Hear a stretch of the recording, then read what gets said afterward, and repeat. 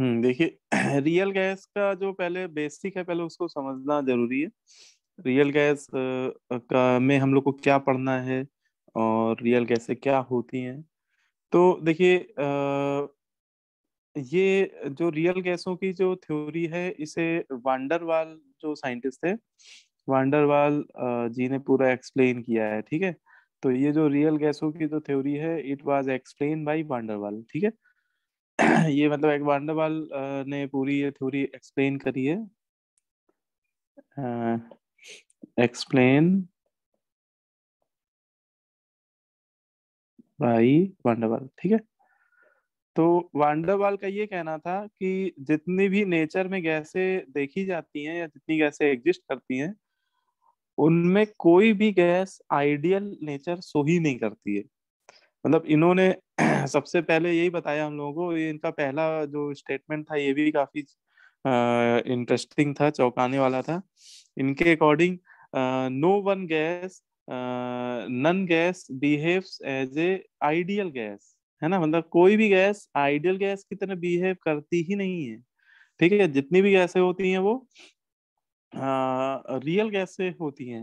ठीक है, अब ये बात थोड़ा सा पहले हम लोग को समझना चाहिए, क्योंकि अभी हम लोग आइडियल गैस करके चैप्टर पढ़ के आए हैं, और अब हम लोग बात कर रहे हैं यहाँ पे कि आइडियल गैस के नाम की कोई गैस ही नहीं होती है। तो ये कौन सी बात है भाई, है ना।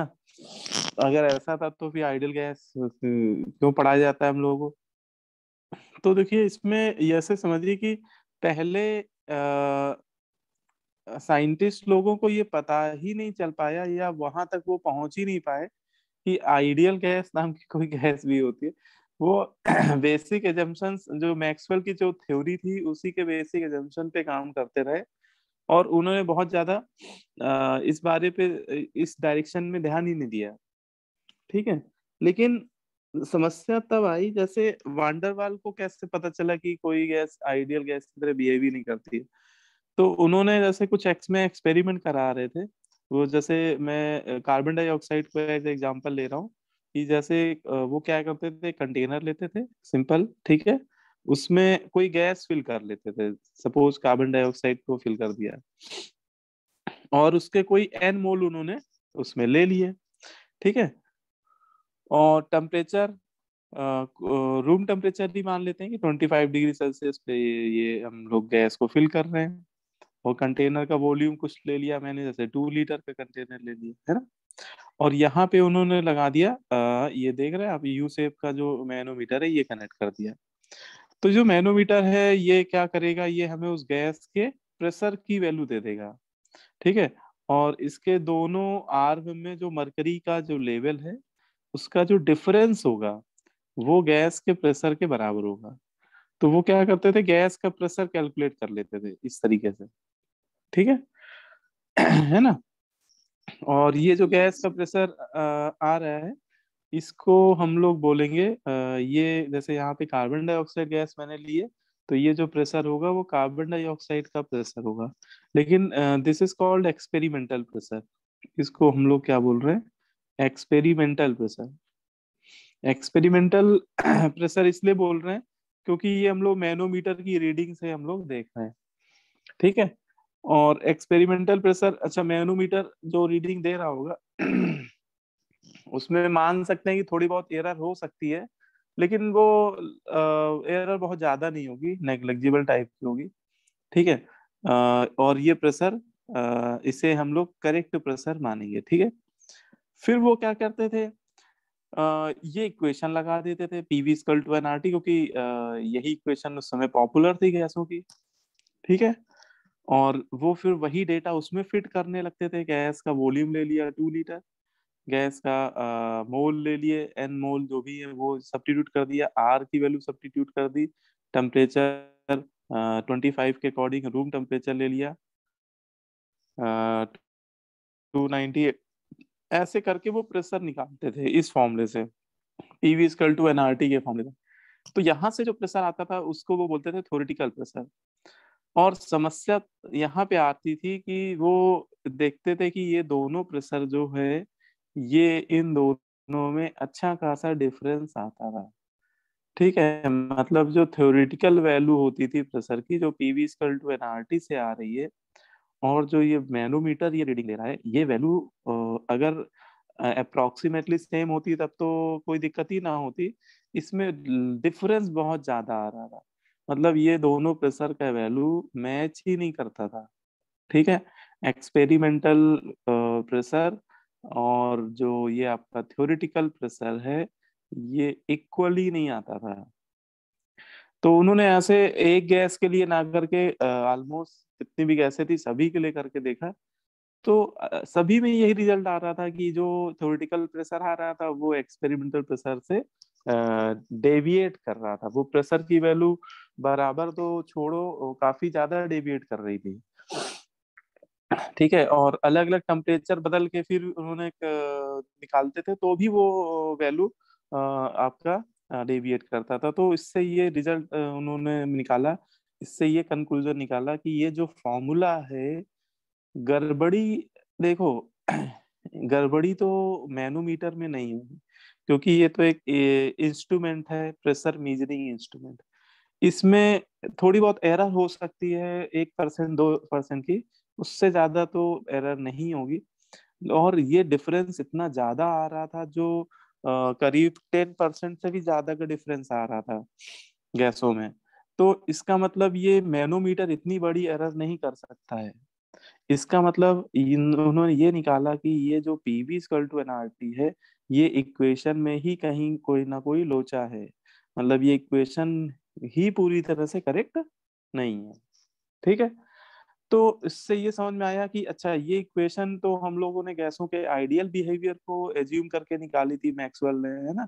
और ये इक्वेशन अगर पूरी तरह से नहीं है, इसका मतलब कोई भी गैस आइडियल बिहेवियर नहीं शो कर रही है। अच्छा, उन्होंने कुछ ग्राफ भी प्लॉट किए थे इस तरह के, पीवी वर्सेस पी टाइप के कर्व भी उन्होंने प्लॉट किए थे अपने एक्सपेरिमेंट में।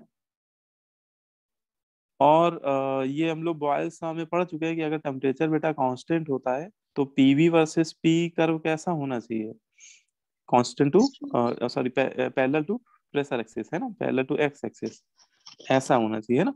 लेकिन जब वो किसी भी पर्टिकुलर गैस को लेकर ये कर्व बनाते थे, है ना, धीरे धीरे प्रेशर इंक्रीज करते थे, तो वो पीवी वर्सेस ये प्रेशर कर्व बनाते थे, तो कोई भी कर्व स्ट्रेट लाइन आता ही नहीं था, है ना। उन्होंने देखा कि कोई भी कर्व स्ट्रेट लाइन नहीं आ रहा था, जैसा हम लोग बॉयल्स लॉ में पढ़ते हैं कि PV versus P curve straight line आना चाहिए कांस्टेंट टेम्परेचर पे। लेकिन आ, ये कर्व स्ट्रेट लाइन नहीं आ रहा था। क्यों नहीं आ रहा था? क्योंकि वो ये मैनोमीटर वाली रीडिंग ले रहे थे। वो क्या करते थे, प्रेशर की जगह ये वाली रीडिंग लेते थे जो मैनोमीटर दे रहा है। तो उस पे वो कभी स्ट्रेट लाइन आता ही नहीं था, जबकि थ्योरेटिकली वो कैसा आना चाहिए, थ्योरेटिकली वो स्ट्रेट लाइन आना चाहिए पीवी इक्वल टू एनआरटी के अकॉर्डिंग। जैसे कार्बन डाइऑक्साइड के लिए ग्राफ बनाओ तो उन इस तरह से कोई करवाता था। ठीक है ना। और जैसे अमोनिया के लिए कर्व बनाओ तो अमोनिया के लिए ऐसा आता है। ठीक है, तो मैक्सिमम गैसों के लिए कर्व ऐसा आता था। और दो गैसें ऐसी भी इनको मिली जिनका कर्व ऐसा आ रहा था, हाइड्रोजन और हीलियम, स्ट्रेट लाइन टाइप का आ रहा था। तो ये सब चीजें बड़ी चौंकाने वाली थी, है ना, कि ये क्या हो रहा है। तो फिर वो इन्हीं गैसों के रियल बिहेवियर को एक्सप्लेन करने के लिए अपनी इन्होंने थीसिस लिखनी शुरू कर दी, मतलब जो उनकी रिसर्च थी, उन्होंने रियल गैसों के नेचर को डिस्क्राइब करने के लिए स्टार्ट कर दी। तो वांडरवाल जी ने ही पहली बार बताया था कि कोई भी गैस आइडियल बिहेवियर नहीं शो करती है ना। वांडरवाल देखो लिखा भी हुआ है, van der Waal observe from their experiments that gases do not behave or show ideal behavior exactly। Van der Waal ने ऑब्जर्व किया अपने एक्सपेरिमेंट से कि कोई भी गैस आइडियल बिहेवियर एग्जैक्टली नहीं शो करती है। ठीक है, अच्छा, जनरली जो गैसें होती हैं वो रियल गैसें रियल बिहेवियर शो करती हैं। अब रियल गैसें होती क्या है, उसको कैसे फिर एक्सप्लेन किया। तो वांडरवाल का कहना था जो गैसों का रियल बिहेवियर होता है रियल बिहेवियर को देखने से ऐसा लगता है कि कोई रियल गैस आइडियल बिहेवियर से डेविएट होती है, मतलब उसका रियल बिहेवियर आइडियल बिहेवियर से थोड़ा डेविएट हो रहा होता है ना। देखो लिखा भी हो, real gas shows two type of deviation from ideal behaviour. Real गैसें आइडियल गैसों के रिस्पेक्ट में दो तरह का डेविएशन शो करती है, ठीक है ना। कौन कौन सा? Positive deviation and negative deviation. Real गैसें आइडियल गैसों के रिस्पेक्ट में दो तरह से डेविएशन शो करती हैं, ठीक है, और उसको उन्होंने नाम क्या दिया? Positive deviation and negative deviation, ठीक है। तो यहाँ से स्टार्ट होती है रियल गैस की थ्योरी, ठीक है। यहाँ से आपको रियल गैसों के बारे में समझ में आएगा, और यहीं से आपको चीजें समझनी है कि रियल गैसें जो होती हैं वो आइडियल गैसों के रिस्पेक्ट में दो तरह से डेविएट होती है, ठीक है। और हम लोग थ्योरी में डायरेक्ट रियल गैस इसलिए नहीं पढ़ते हैं, या थ्योरी में डायरेक्ट रियल गैस के बारे में डायरेक्ट इसलिए नहीं पढ़ाया जाता है, क्योंकि अगर आप आइडियल गैस के बिहेवियर को नहीं समझेंगे तो रियल गैस के जो डेविएट वाले बिहेवियर की बात कर रहे हैं यहाँ पर उसको नहीं समझ पाएंगे, क्योंकि जो भी डेविएशन हो रहा है रियल गैसों में वो उसके आइडियल बिहेवियर के रिस्पेक्ट में हो रहा है ना। तो अगर हम लोग आइडियल बिहेवियर को नहीं जानेंगे तो उससे डेविएशन जो हो रहा है उसको कैसे समझ पाएंगे। इसलिए थ्योरी में पहले आइडियल गैस के बारे में पढ़ाया जाता है, लेकिन सच्चाई यही है कि कोई भी गैस आइडियल बिहेवियर एग्जैक्टली नहीं शो करती है ना।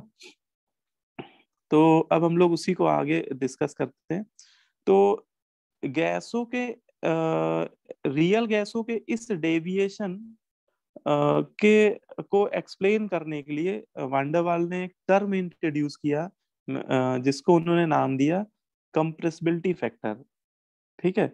कि ये जो डेविएशन है इसको सिंपलेस्ट में वो लोगों के सामने पेश करना चाह रहे थे कि कोई लेमैन को भी अगर समझाना हो तो कैसे समझाया जाए, है ना। तो उसके लिए उन्होंने एक टर्म इंट्रोड्यूस किया अपनी थ्योरी में, जिसको उन्होंने नाम क्या दिया? कंप्रेसिबिलिटी फैक्टर, ठीक है। तो वांडरवाल जी ने क्या किया?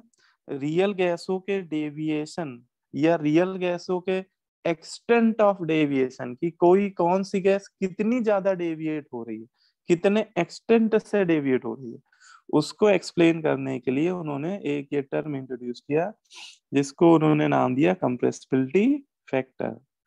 कंप्रेसिबिलिटी फैक्टर को जेड से रिप्रेजेंट किया जाता है। कंप्रेसिबिलिटी फैक्टर का सिंबल क्या है? जेड होता है, ठीक है ना। देखो क्या है, van der Waal introduce a mathematical parameter to express the extent of deviation of real gas, ठीक है। वांडरवाल जी ने क्या किया?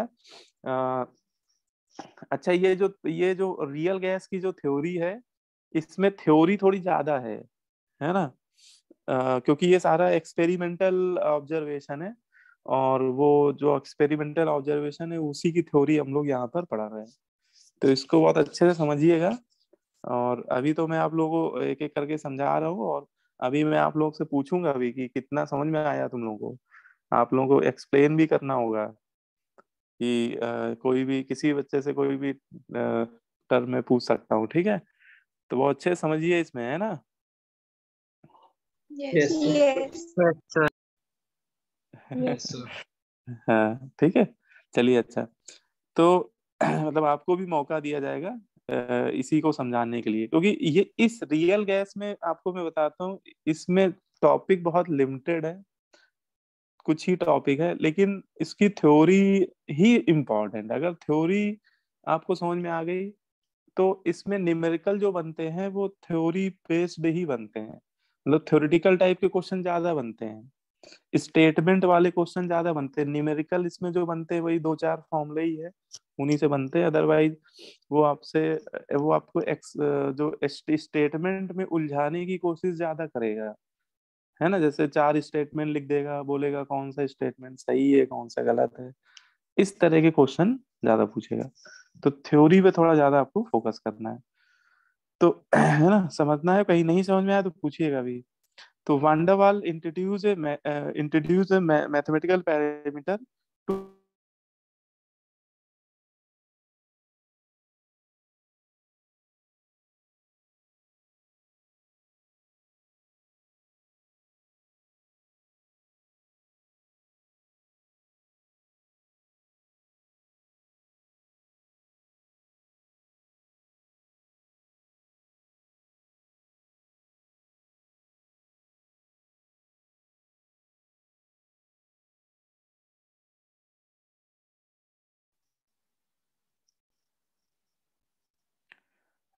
है ना। तो कंप्रेसिबिलिटी फैक्टर के बारे में आपको बेसिक पता होना चाहिए कि वांडर वाल ने एक मैथमेटिकल पैरामीटर इंट्रोड्यूस किया।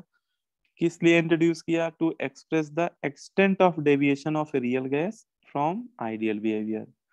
ठीक है, कोई रियल गैस के एक्सटेंट ऑफ डेविएशन को एक्सप्रेस करने के लिए कि कौन सा गैस कितनी ज्यादा, कौन सी रियल गैस कितनी ज्यादा एक्सटेंट में डेविएट हो रही है आइडियल बिहेवियर के रिस्पेक्ट में, और उसी को हम लोग नाम देते हैं कंप्रेसिबिलिटी फैक्टर। ठीक है, अब इसका एक फॉर्मूला पहले उन्होंने बताया कि कंप्रेसिबिलिटी फैक्टर होता क्या है ना। तो इसका एक फॉर्मूला है Z is equal to PV upon NRT. Compressibility factor को उन्होंने जेड से रिप्रेजेंट किया, और जेड को क्या बोला? Z is equal to PV upon NRT. PV और एनआरटी के रेशियो को उन्होंने क्या बोला? Compressibility factor. ठीक है, पीवी और एनआरटी के रेशियो को क्या बताया उन्होंने? Compressibility factor. ठीक है, अच्छा। तो ये सिंपल सा फॉर्मूला है, कई बार आपसे क्वेश्चन में न्यूमेरिकल में पूछा भी जाएगा। डेटा देके कि गैसों का प्रेशर दे देगा, वॉल्यूम दे देगा, मोल दे देगा, आर दे देगा, टी दे देगा, पूछेगा कैलकुलेट कंप्रेसिबिलिटी फैक्टर, तो सीधे आप फॉर्मूला लगाएंगे और आंसर निकाल लेंगे। ठीक है, तो हाँ, प्रेशर आप एटीएम में लीजिएगा, वो सारी बातें वही है। वॉल्यूम लीटर में लीजिएगा जैसा हम लोग आइडियल गैस में करते थे। टेम्परेचर केल्विन में लीजिएगा। आर की वैल्यू ले लीजिएगा 1/12, और टेम्परे मोल तो बेटा यूनिटलेस ही होते हैं। तो इससे हम लोग जेड की वैल्यू निकाले निकाले भी निकाल क्वेश्चन में कैलकुलेट भी किया करेंगे इससे हम लोग जेड की वैल्यू। ठीक है, अच्छा। और एक बात अगर ये समझो आप लोग कि अभी हम लोग आइडियल गैस जब पढ़ रहे थे, तो आइडियल गैस में पीवी और एनआरटी दोनों एक दूसरे के क्या थे? बराबर थे। पीओवी का प्रोडक्ट एनआरटी के बराबर था। ठीक है, यस और यहाँ पे देखा जाए तो पीवी और एनआरटी का जो रेशियो है उसी को हम लोग जेड बोल रहे हैं। ठीक है, तो अगर आपसे बोला जाए कि बताओ आइडियल गैस कोई, अगर मान लिया जाए आइडियल गैस की बात किया जाए, तो आइडियल गैस के लिए जेड की वैल्यू कितनी होनी चाहिए? One one. वन 1 होनी चाहिए। ठीक है, बहुत बढ़िया। तो बस पहला पॉइंट तो यही कि अगर कभी हम लोग आइडियल गैस की बात करेंगे, क्योंकि हम लोग कंपैरिजन हमेशा जो करेंगे वो रियल गैस का आइडियल गैस से ही करेंगे। ठीक है, तो आइडियल गैस को taken as a reference, ideal gas को रेफरेंस लेते हुए आइडियल गैस का जेड हम लोग 1 ले लिया करेंगे। ठीक है, इसको एज ए रेफरेंस लिया करेंगे। तो आइडियल गैस के जेड को हम लोग 1 ले लिया करेंगे, और आइडियल गैस के कंप्रेसिबिलिटी फैक्टर की वैल्यू 1 लेकर हम लोग रियल गैस के कंप्रेसिबिलिटी फैक्टर को कंपेयर किया करेंगे कि 1 से वो कितना ज्यादा है या 1 से वो कितना कम है। ठीक है, तो ये बात समझ में आ गई, यस सर। यस सर है ना। अच्छा, एक फॉर्मूला हम लोगों ने ये भी पढ़ा था, PM equal to D R T, ideal गैसों के लिए पढ़ा था। PM equal to D R T, है ना, पढ़ा था। ये यस ये ideal yes ideal gas equation से ही आता है ये फॉर्मूला। तो जैसे पीवी और एनआरटी का रेशियो जेड के बराबर है, ऐसे ही पीएम और डीआरटी का भी रेशियो किसके बराबर होगा? वन। जेड के बराबर होगा, है ना। हाँ, रियल गैसों के लिए। तो जेड का एक ये फॉर्मूला भी लिख लीजिए। कई बार मतलब आपको डेंसिटी वेंसिटी दे सकता है क्वेश्चन में, तो आप कंप्रेसिबिलिटी फैक्टर इस वाले फॉर्मूले से निकाल लीजिएगा फिर। मतलब ये फॉर्मूला और ये फॉर्मूला दोनों हमें पता होना चाहिए, ठीक है। तो ये बात हो रही कि आइडियल गैस को रेफरेंस ले लिया जाए तो आइडियल गैस का कंप्रेसिबिलिटी फैक्टर कितना हो जाएगा, 1 हो जाएगा। लेकिन अगर रियल गैस की बात करें तो रियल गैसों का जेड 1 के बराबर नहीं होगा, है ना। रियल गैसों का जो कंप्रेसिबिलिटी फैक्टर होता है this is not equal to 1, ये 1 के बराबर नहीं होता है। तो फिर ये क्या होता है, तो या तो ये जेड की वैल्यू 1 से ज्यादा होती है रियल गैसों के लिए, या फिर ये जेड की वैल्यू 1 से कम होती है। तो रियल गैसों के लिए बोलते हैं कि compressibility factor either greater than 1 होता है या फिर कंप्रेसिबिलिटी फैक्टर लेस देन 1 होता है, ठीक है। क्योंकि वो 1 के बराबर हो नहीं सकता, क्योंकि 1 के बराबर होगा तो gas real gas ideal behaviour show करने लगेगी, एग्जैक्टली, है ना। तो रियल गैसों के लिए जो कंप्रेसिबिलिटी फैक्टर है या तो वो 1 से ज्यादा होगा या तो वो 1 से कम होगा। मतलब इस तरह से क्या किया जाता है, जितनी भी रियल गैसें होती हैं इनको हम लोग 2 कैटेगरीज में डिवाइड कर देते हैं। एक कैटेगरी ऐसी बना लेते हैं जिसमें जिन गैसों का जेड ग्रेटर देन 1 है वो एक कैटेगरी की रियल गैस मान लेते हैं, और जो ऐसी गैस है जिनका कंप्रेसिबिलिटी फैक्टर 1 से कम है उनको हम लोग सेकेंड कैटेगरी में रखते हैं। तो रियल गैसों को हम लोग जनरली आप देखोगे कि 2 कैटेगरी में डिवाइड करके अभी आगे थ्योरी में डिस्कस करेंगे, ठीक है। इतनी Yes, बात आई sir. समझ में? Yes, sir. Yes, sir. अच्छा, तो इतना मुझे कौन समझाएगा, पहले इतना मुझे कोई समझाए तब मैं थोड़ा आगे बढ़ूं, है ना। क्योंकि इसमें हर एक थ्योरी बड़ा ऐसी है कि बिल्कुल अच्छे से दिमाग में बैठेगी, तभी आपको मजा आएगा क्वेश्चन करने में। कौन बताएगा भाई?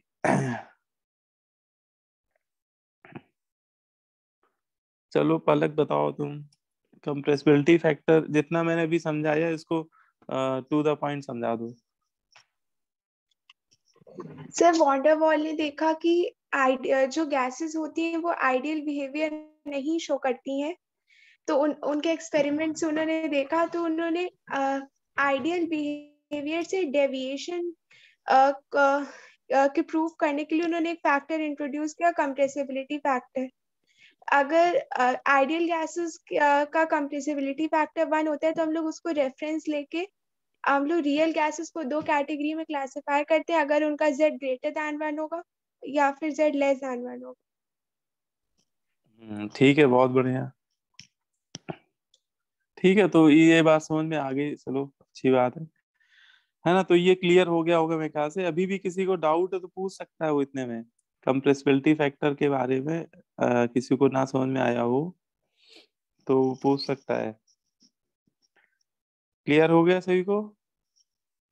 Yes Yes, sir. yes, sir. Yes, sir. चलो वो बहुत बढ़िया। तो अब इसमें नेक्स्ट इसमें आते हैं कि डेविएशन को कैसे हम लोग एक्सप्लेन करते हैं, ठीक है। डेविएशन ऑफ रियल गैस, ठीक है। तो गैसों का रियल गैसों का जो डेविएशन होता है वो दो तरह से होता है। आइदर इट में shows positive deviation from ideal behaviour, और इट में show negative deviation from ideal behaviour. जितनी भी नेचर में जितनी भी रियल गैसें हैं उनको हम लोग 2 कैटेगरीज में क्लासिफाई कर लेते हैं। कुछ रियल गैसें पॉजिटिव डेविएशन शो करने वाली होती हैं आइडियल गैसों के रिस्पेक्ट में, और कुछ गैसें निगेटिव डेविएशन शो कर रही होती है। अब कैसे पता लगे, कैसे हम लोग समझेंगे कि कौन सी गैस पॉजिटिव डेविएशन शो करने वाली है, कौन सी निगेटिव? तो उसके लिए देखिए कुछ 3-4 पॉइंट है, उनके बेसिस पे हम लोग इनको डिस्टिंग्विश कर सकते हैं कि अगर कोई रियल गैस का आपने कंप्रेसिबिलिटी फैक्टर का वैल्यू निकाला मैथमेटिकली, ठीक है, वही जो पुराना फॉर्मूला अभी जो ऊपर फॉर्मूला पढ़ा है ना, P V equal to N R T से, है ना, या P M equal to D R T से, आपने क्या किया, जेड की वैल्यू निकाली और वो जेड की वैल्यू 1 से ग्रेटर आ गई, है ना, जेड की वैल्यू क्या आ गई, ग्रेटर देन 1 आ गई। तो बोलेंगे कि वो जो रियल गैस है वो आइडियल गैस के रिस्पेक्ट में कैसा डेविएशन शो कर रही है, पॉजिटिव Positive. डेविएशन शो कर रही है। है ना। तो ऐसी रियल गैसें जिनका कंप्रेसिबिलिटी फैक्टर 1 से अधिक होता है, इट मीन्स ग्रेटर देन 1 होता है, वो सभी गैसें आइडियल गैस के रिस्पेक्ट में पॉजिटिव डेविएशन शो करती है। ठीक है। तो आइडियल पॉजिटिव डेविएशन शो करने का मतलब compressibility factor should be greater than 1। ठीक है। जेड ग्रेटर देन 1 का मतलब ही है कि जिस भी रियल गैस के लिए जेड ग्रेटर देन 1 आ जाए, आप बोल दीजिएगा कि वो रियल गैस कैसा डेविएशन शो कर रही है, पॉजिटिव डेविएशन। ठीक है। है ना। कई बार न्यूमेरिकल में भी आपसे पूछा जाएगा कि किसी गैस का, पहले तो आपसे कंप्रेसिबिलिटी फैक्टर वो निकालने को बोलेगा, फिर आपसे बोलेगा कमेंट करने को कि बताइए ये रियल गैस किस तरह का डेविएशन शो कर रही है। तो अगर जेड ग्रेटर देन 1 आ जाए तो बोल दीजिएगा पॉजिटिव डेविएशन शो कर रही है ना। ऐसे ही अगर जेड की वैल्यू बेटा लेस देन 1 आ जाए तो बोलेंगे कि वो रियल गैस कैसा भी शो कर रही है, निगेटिव डेविएशन शो कर रही है ना। ठीक है। बोलो भाई, ये बात क्लियर हो गई। Yes sir. Yes. तो जेड की वैल्यू ग्रेटर देन 1 है तो positive deviation, less than 1 negative deviation. अच्छा, फिर इसमें क्वेश्चन एक ये आता है कि सर ऐसा क्यों हो रहा है, क्यों कोई गैस पॉजिटिव डेविएशन शो कर रही है आइडियल गैस के रिस्पेक्ट में, है ना, या क्यों कोई गैस निगेटिव डेविएशन शो कर रही है, इसके पीछे क्या ड्राइविंग फोर्स है कि किस वजह से वैसा हो रहा है। तो इसके पीछे अगर हम लोग रीजन की बात करें तो इसके पीछे रीजन होते हैं अट्रैक्टिव फोर्सेस। ठीक है। याद करिए जब हम लोग ने मैक्सवेल थ्योरी पढ़ी थी, काइनेटिक थ्योरी ऑफ गैसों में, मैक्सवेल ने जो केटीजी वाली एक थ्योरी बताई थी, उसमें उन्होंने एक एजम्पशन लिया था कि गैसों के मॉलिक्यूल के बीच में जो इंटरमॉलिक्यूलर फोर्स होते हैं वो जीरो होते हैं, मतलब किसी भी तरह का कोई फोर्स ही नहीं लग रहा होता है गैसों के किन्हीं दो मॉलिक्यूल के बीच में। जो फोर्स होते हैं वो उन्होंने कंसीडर ही नहीं किए थे, उनका कहना था कि कोई फोर्स ही नहीं लग रहे होते हैं, है ना। ये याद आ Yes. रहा है क्या। Yes, sir. देखो मैं, हाँ इसमें तो हम लोग ऑनलाइन क्लास में दिखा भी सकते हैं कि ये हम लोगों ने कहाँ किस जगह पढ़ा था। ये हम लोगों ने काइनेटिक थ्योरी ऑफ गैसों के पोस्टुलेट में पढ़ा था। देखो ये वाला पॉइंट, इसको एक बार जल्दी से रीड कर लो। There is no any type of attractive और repulsive forces act among gas molecule during collision. ये बात हम लोग कंसीडर करके चलते थे काइनेटिक थ्योरी ऑफ गैसों में कि गैसों के मॉलिक्यूल के बीच में किसी भी तरह का अट्रैक्टिव और रिपल्सिव फोर्स नहीं लग रहा होता है कोलिजन करते समय। जबकि कोलिजन करते समय तो मॉलिक्यूल बहुत पास पास आ जाते हैं, और बहुत पास आने के बावजूद भी उनके बीच में कोई अट्रैक्टिव रिपल्सिव फोर्स नहीं लग रहा है। तो ये जो एजम्पशन था, ये एजम्पशन रॉन्ग था। ये मैक्सवेल ने एक बहुत बड़ा ब्लंडर कर रखा था अपनी इस काइनेटिक थ्योरी गैसों में। ये एजम्पशन गलत है, ये इसी की वजह से सारी दिक्कतें शुरू हो रही। ये दो एजम्पशन दोनों गलत थे जिनको मैंने शायद स्टार बनवाया था, बोला था कि ये रियल गैसों के बिहेवियर में एक्सप्लेन करने में इसको हम लोग डिस्कस भी करेंगे। तो ये चीज आपको यहाँ पे वांडरवाल ने यहाँ पे ये चीज एक्सप्लेन करी कि रियल गैसों के मॉलिक्यूल के बीच में जो फोर्स होते हैं वो लगते हैं, वो जीरो नहीं होते हैं, है ना। ऐसा नहीं कह सकते कि गैसों के मॉलिक्यूल के बीच में फोर्स नहीं लगते हैं। और ये फोर्स नेचर वाइज एट्रैक्टिव भी होते हैं और रिपल्सिव भी होते हैं। मतलब गैसों के मॉलिक्यूल जब बहुत पास पास आते हैं तो उनके बीच में दोनों तरह के फोर्स लग रहे होते हैं, अट्रैक्टिव फोर्स भी लग रहे होते हैं और रिपल्सिव फोर्स भी लग रहे होते हैं। अब आपको लग रहा हो सर ये कैसे हो रहा है, अट्रैक्टिव रिपल्सिव कैसे लग रहा है। तो देखो ये अट्रैक्टिव फोर्स जो होते हैं वो एक्चुअली उनके जो ये जो आप लोगों ने वांडरवाल फोर्स तो पढ़ाई है ना केमिकल बॉन्डिंग में, Yes. Dipole dipole, Yes, sir. Dipole induce dipole. हाँ तब फिर कोई दिक्कत वाली बात नहीं। तो देखो जब हम लोग बात कर रहे थे वांडरवाल फोर्स की आपकी केमिकल बॉन्डिंग में, तो वो जो वांडरवाल फोर्स है वो एक्चुअली वांडरवाल जी ने ही एक्सप्लेन करे थे। डाइपोल डाइपोल चार तरह के फोर्स पढ़े थे। तो उनका कहना था कि जब भी कोई दो गैस के मॉलिक्यूल बहुत पास पास आ जाते हैं कोलिजन करते हुए, तो ये इनके बीच में भी फोर्स लगने लगते हैं। अब वो कैसे लगते हैं, तो बोलते हैं कि ये एक दूसरे को जैसे मान लो पोलराइज करने लगते हैं, जैसे दो पोलर मॉलिक्यूल है। जब जब दो पोलर मॉलिक्यूल बहुत पास पास आएंगे, है ना, पोलर गैस के मॉलिक्यूल बहुत पास पास आएंगे, तो उनके पोलर मॉलिक्यूल में क्या होता है, एक एंड पे निगेटिव सेंटर होता है, एक एंड पे पॉजिटिव सेंटर होता है। उनपे कोई डाइपोल मोमेंट होता है ना, तो उनके अपोजिट एंड आमने सामने आके जब आएंगे, तो उनके बीच में कैसे फोर्स लगेंगे, अट्रैक्टिव टाइप के, सॉरी, है ना, अट्रैक्टिव टाइप के। ठीक है। और ऐसा भी हो सकता है कि कोलिजन करते समय उनके सेम चार्ज वाले एंड सामने आ जाए, क्योंकि गैसों के मॉलिक्यूल की कोई आंखें तो होती नहीं है, मतलब उनको दिखाई तो देता नहीं है कि पॉजिटिव एंड के सामने पॉजिटिव एंड आ रहा है या पॉजिटिव एंड के सामने निगेटिव एंड आ रहा है। वो तो आर्बिट्री मोशन करते रहते हैं जिगजैग टाइप का। तो अगर पॉजिटिव एंड के कोलिजन करते समय अगर अपोजिट एंड वाले पोल्स आमने सामने आ गए, तो वो एक दूसरे को अट्रैक्ट करने लगेंगे। लेकिन अगर सेम चार्ज वाले पोल सामने सामने आ गए, तो वो क्या करने लगेंगे, रिपल। रिपल करने लगेंगे। तो यहाँ पे देखा जाए तो अच्छा, और ऐसा तो है नहीं कोई दो ही गैस के मॉलिक्यूल है ना, ऐसा भी नहीं कि वो गैस के मॉलिक्यूल का नंबर भी बहुत ज्यादा होता है, एवोगाड्रो नंबर के मल्टीपल में होते हैं। तो इतने सारे मॉलिक्यूल है, तो किसी स्टंट पे देखोगे तो बहुत सारे मॉलिक्यूल के अपोजिट एंड आमने सामने होंगे, तो बहुत सारे मॉलिक्यूल के सेम एंड आमने सामने होंगे। तो कहने का मतलब ये है कि गैसों के मॉलिक्यूल के बीच में दोनों तरह के फोर्स लगते रहते हैं, अट्रैक्टिव भी लगते रहते हैं और रिपल्सिव भी लगते रहते हैं। ठीक है।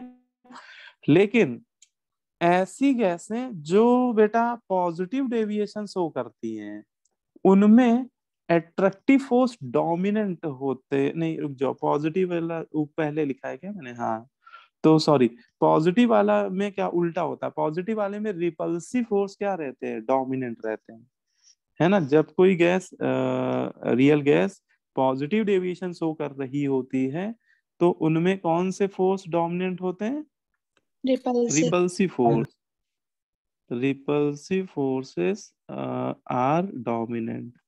तो जब गैसों के मॉलिक्यूल के बीच में रिपल्सिव फोर्स डोमिनेंट होते हैं, तभी वो गैस पॉजिटिव डेविएशन शो करती है। तो पॉजिटिव डेविएशन शो करने का जो सबसे मेन रीजन है, कॉज है, वो है रिपल्सिव फोर्स का डोमिनेंट होना। ठीक है। और ये दोनों स्टेटमेंट एक दूसरे के पूरक हैं, मतलब कि वाइसा वर्सा बोल सकते हैं कि अगर कोई गैस अगर कोई गैस पॉजिटिव डिविजन शो कर रही है, तो इसका मतलब अंडरस्टूड हो जाएगा कि उसमें रिपल्सिव फोर्स डोमिनेंट है। या फिर आप बोले कि रिपल्सिव फोर्स डोमिनेंट है इसलिए गैस पॉजिटिव डिविजन शो कर रही है, तो इसका वाइसा वर्सा भी करेक्ट हो जाएगा, है ना। तो ये दोनों स्टेटमेंट एक दूसरे को एक्सप्लेन करते हैं। ठीक है। और यहाँ पे क्या है, जब कोई बेटा गैस निगेटिव रिएक्शन शो करती है ना, तो वहां पे बोलते हैं कि उस समय अट्रैक्टिव फोर्स डोमिनेंट होते हैं।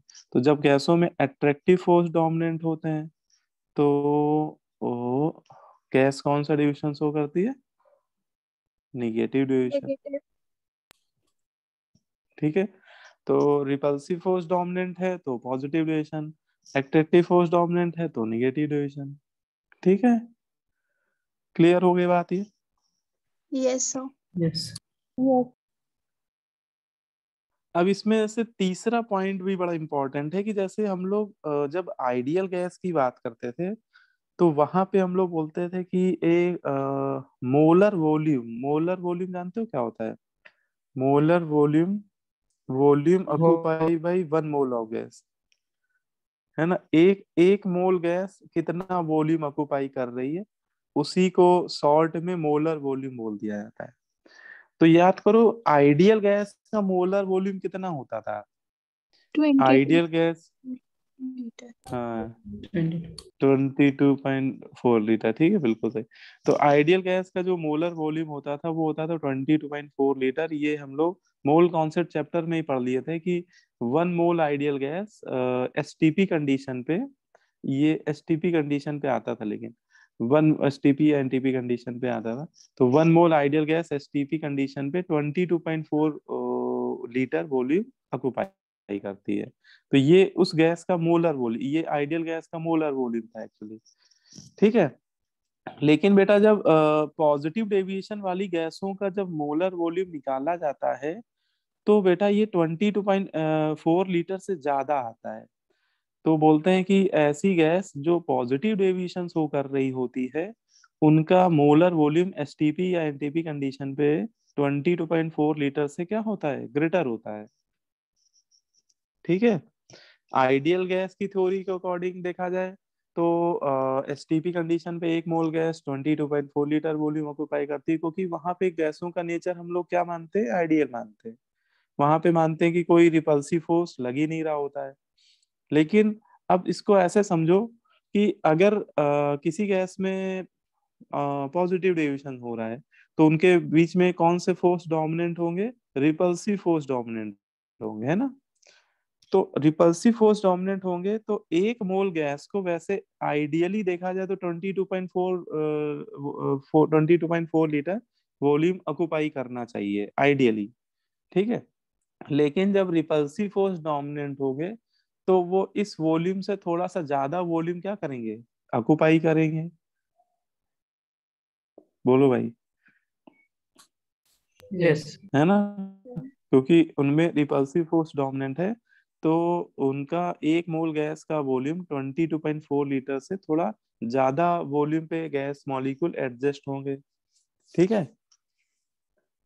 और वही अगर बोला जाए कि कोई real gas negative deviation show कर रही है तो निगेटिव डेविएशन शो करने पे उनका जो मोलर वॉल्यूम देखा जाता है वो 22.4 लीटर से कम आता है ना। तो ये बात भी हम लोग को क्लियर होनी चाहिए, क्योंकि रियल गैसों के लिए मोलर वॉल्यूम जो होगा वो आइदर 22.4 लीटर से ज्यादा हुआ करेगा। वो कब होगा, जब गैस पॉजिटिव डेविएशन शो कर रही होगी तब। और अगर वही गैस मान लो कोई गैस निगेटिव डेविएशन शो कर रही है तो उसका मोलर वॉल्यूम क्या होगा, 22.4 लीटर से कम होगा। ठीक है। Yes sir. और इसमें बस एक पॉइंट और है, जो इनके डिस्टिंग्विश में यूज किया, डिस्टिंग्विश करने के लिए यूज करते हैं। जितनी भी गैसें पॉजिटिव डेविएशन शो करती हैं बोलते हैं इनका लिक्विफिकेशन डिफिकल्ट होता है। मतलब इनको लिक्विफाइड करना थोड़ा डिफिकल्ट होता है। इनको लिक्विफाइड करने के लिए आपको बहुत हाई प्रेशर अप्लाई करना पड़ता है इनके ऊपर। ठीक है। तो पॉजिटिव डेविएशन शो करने वाली गैसों का लिक्विफिकेशन क्या होता है, डिफिकल्ट होता है। और कहीं ना कहीं देखिए इसको आप ऐसे समझ सकते हैं कि लिक्विफिकेशन क्यों डिफिकल्ट होगा, क्योंकि कोई गैस लिक्विड में कब कन्वर्ट होगी, जब उस पे अट्रैक्टिव फोर्स डोमिनेंट होंगे तब कन्वर्ट होगी, कि रिपल्सिव फोर्स डोमिनेंट होंगे तब कन्वर्ट होगी। Attractive force yes yes. Attractive, है ना। क्योंकि लिक्विड के इंटरमॉलिक्यूलर फोर्स गैसों के इंटरमॉलिक्यूलर फोर्स से ज्यादा स्ट्रॉन्गर होते हैं। तो अगर कोई गैस लिक्विड से गैस स्टेट से लिक्विड स्टेट में कन्वर्ट हो रही है तो ऐसा तभी होगा जब उनके मॉलिक्यूल के बीच में एट्रैक्टिव फोर्स डोमिनेट हो।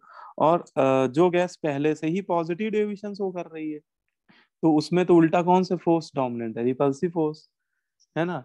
तो ऐसी गैसों को ऑब्वियस है कि लिक्विफाइड करना बहुत डिफिकल्ट होगा, है ना। ऐसा नहीं कि होंगी नहीं गैसें, लिक्विफाइड हो जाएंगी, लेकिन आपको बहुत मशक्कत करनी पड़ेगी।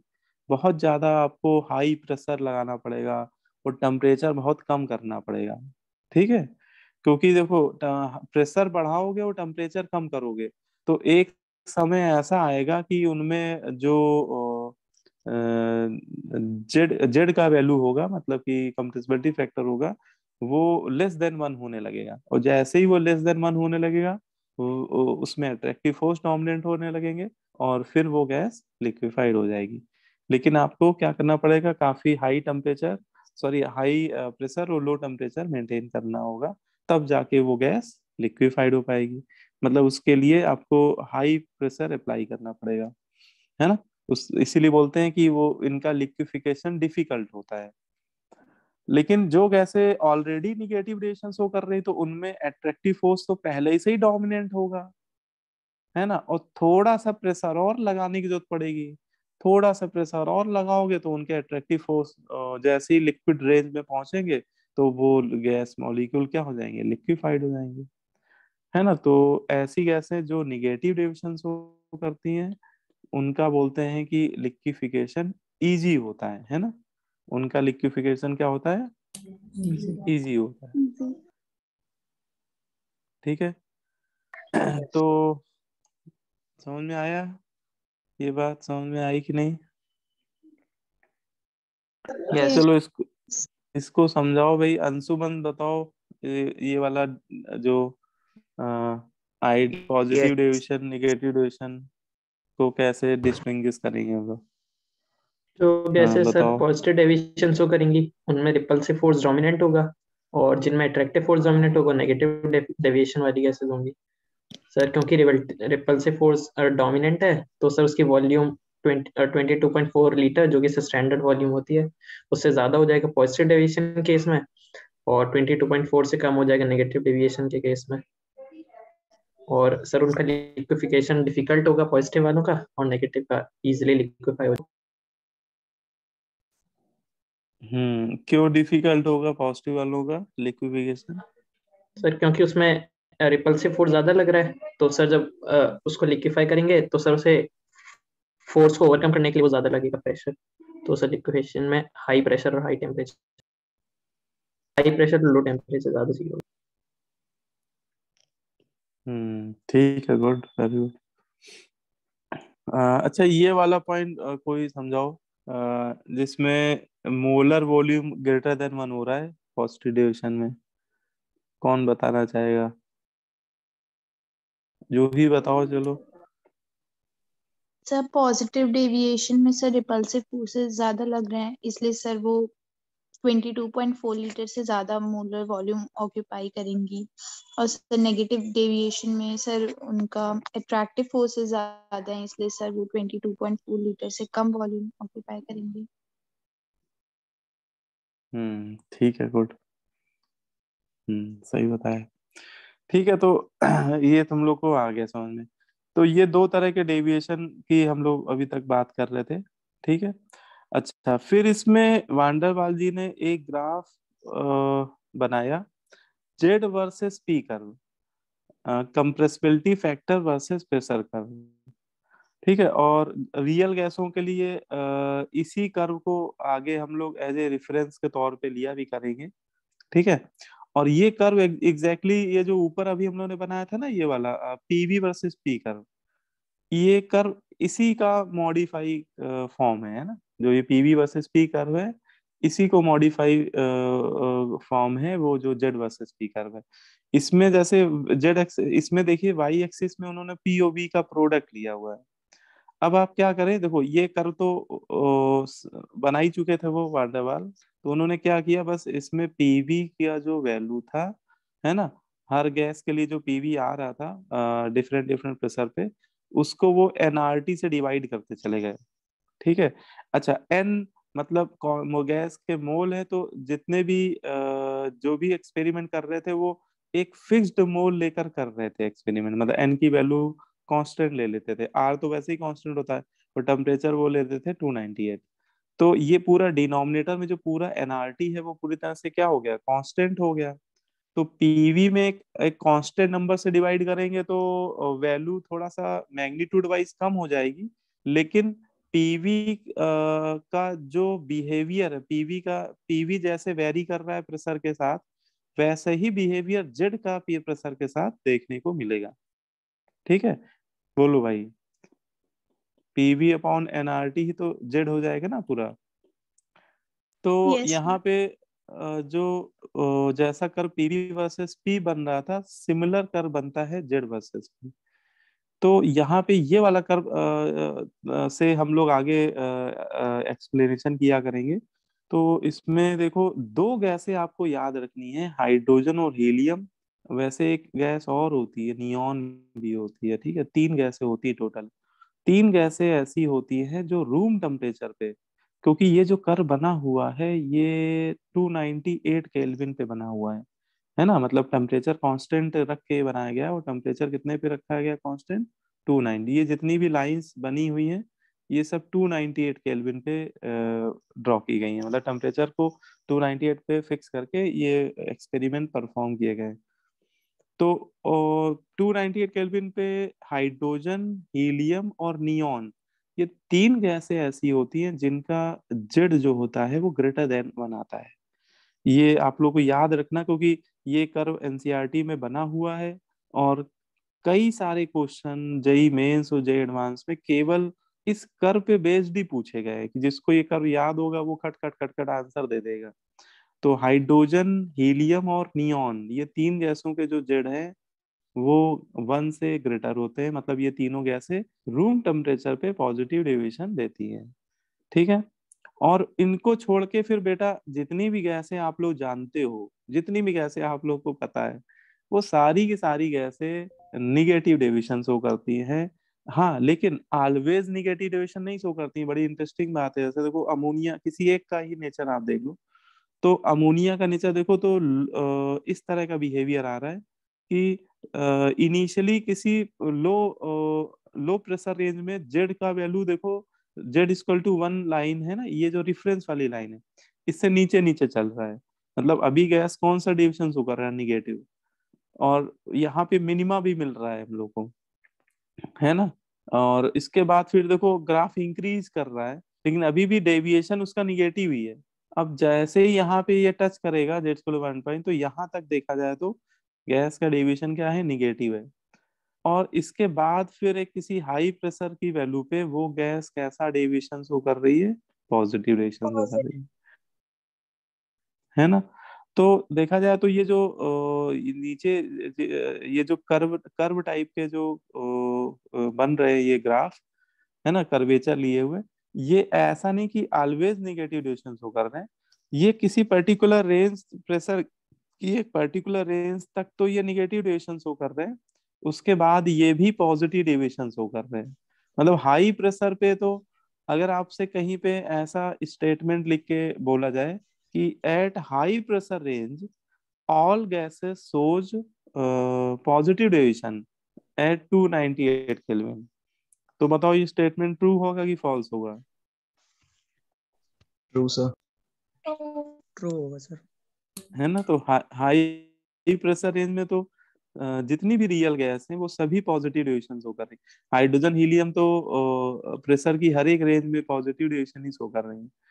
ठीक है। तो ये थोड़ा सा आपको पता होना चाहिए, इन ग्राफ को थोड़ा रीड करना भी आना चाहिए। ठीक है ना। अब इसमें अभी हम लोग ये भी बात करेंगे कि अमोनिया का ग्राफ इतना नीचे नीचे क्यों चल रहा है। चलो बता ही देते हैं तुम लोगों को। देखो इसमें होता क्या है कि जो ग्राफ जितना नीचे नीचे चल रहा है ना, जैसे अमोनिया का सबसे नीचे चल रहा है, फिर CO2 का, फिर यहाँ पे तीन गैसों को ही मैंने लेके कंपेयर किया है। तो इसमें आप ये देखो इन ग्राफ का जो मिनिमा है ना, मिनिमा समझ लो। मिनिमा मतलब ये मिनिमम जो इसको डिप, हाँ ये जो मिनिमम पोजीशन है, तो इसको इस मिनिमा की डिस्टेंस जेड इक्वल टू 1 वाली लाइन से अगर हम लोग ये निकालें तो इसको डिप बोलते हैं। इसको इस कर्व में क्या बोलते हैं, डिप। तो ये जो डिप जितना ज्यादा होगा वो गैस उतना ही ज्यादा एक्सटेंट में निगेटिव डेविएशन शो करने वाली गैस होगी। मतलब इन तीनों गैसों में अगर देखा जाए कि सबसे ज्यादा निगेटिव डेविएशन कौन सी शो कर रही है, तो आप देख लो किसका डिप सबसे नीचे जा रहा है, अमोनिया का सबसे नीचे जा रहा है ना। तो ये सबसे ज्यादा निगेटिव डेविएशन शो कर रही है। फिर सेकंड नंबर में CO2, फिर उसके बाद आपका नाइट्रोजन। तो ये तीनों गैसों में मतलब जिन गैसों का कर्व ऐसा बन रहा है निगेटिव डेविएशन टाइप का शुरुआत में, तो जिसका डिप जितना कम होगा, मतलब जिसका डिप जितना ज्यादा होगा, वो उतना ही ज्यादा निगेटिव डेविएशन शो कर रहेगी। और वो जितना ज्यादा निगेटिव डेविएशन शो कर रही है, इसका मतलब उसके अट्रैक्टिव फोर्स उतने ही क्या हैं,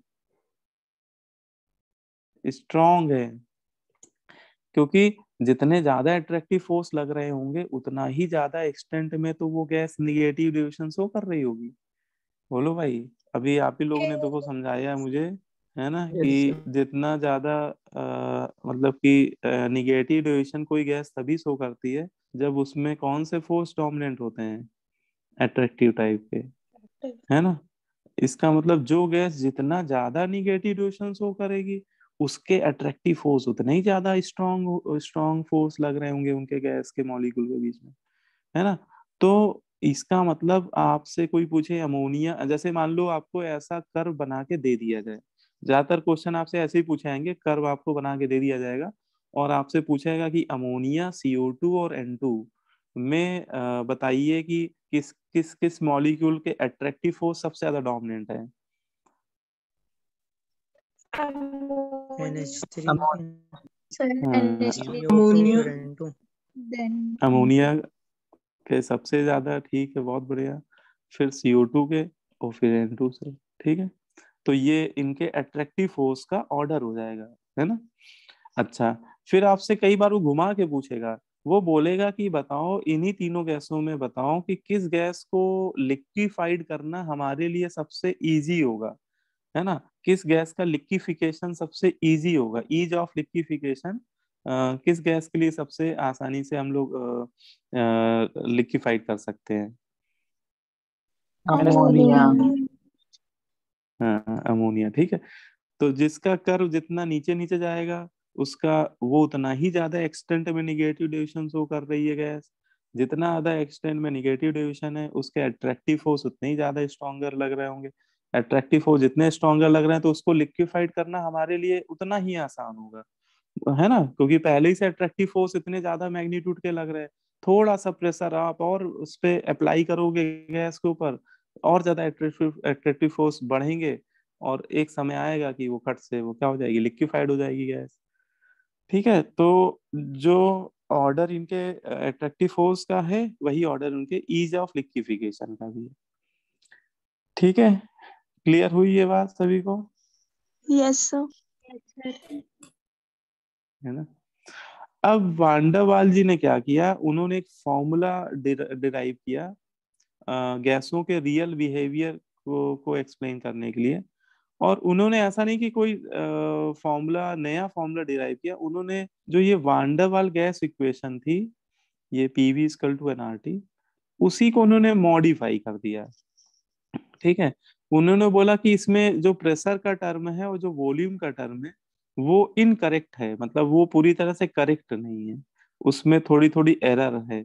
और इन दोनों टर्म को करेक्ट करके उन्होंने एक नया फॉर्मूला हम लोग को दे दिया, जिसको हम लोग वांडरवाल गैस इक्वेशन के नाम से पढ़ते हैं।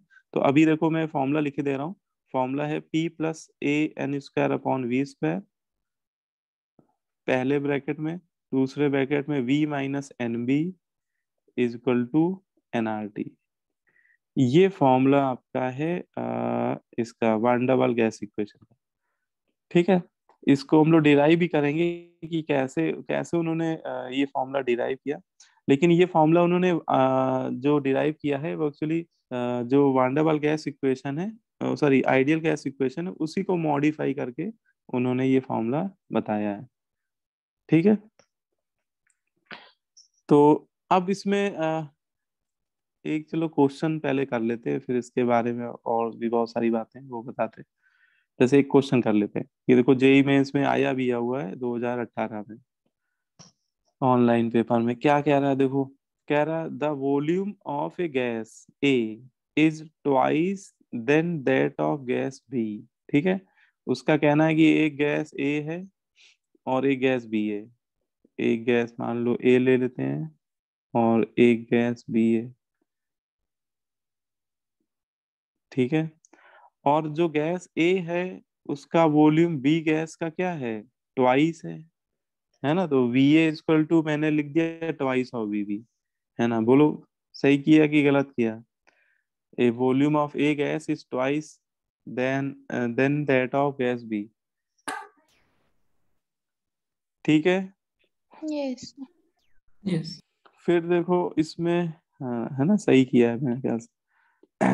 अब देखो आगे क्या कह रहा है, the compressibility factor of gas A is twice than that of gas B at same temperature. अच्छा, कंप्रेसिबिलिटी फैक्टर भी कह रहा है ए का ट्वाइस है, इसका मतलब कंप्रेसिबिलिटी फैक्टर को जेड से रिप्रेजेंट करते हैं, तो ZA = ट्वाइस ऑफ ZB, है ना। तो इस लाइन से मैंने ये लिख दिया। थ्राइस है। थ्री ओहो अच्छा, 23 बोला।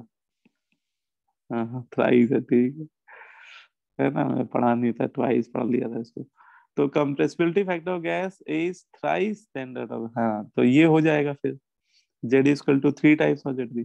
तो आपसे पूछा क्या है, pressure of the gases for equal number of moles. अच्छा, तो इनके प्रेशर के बीच में रिलेशन पूछ रहा है, उनके मोल इक्वल ले रहा है ना, मोल कह रहा है कि इक्वल है, मोल इक्वल ले लेंगे।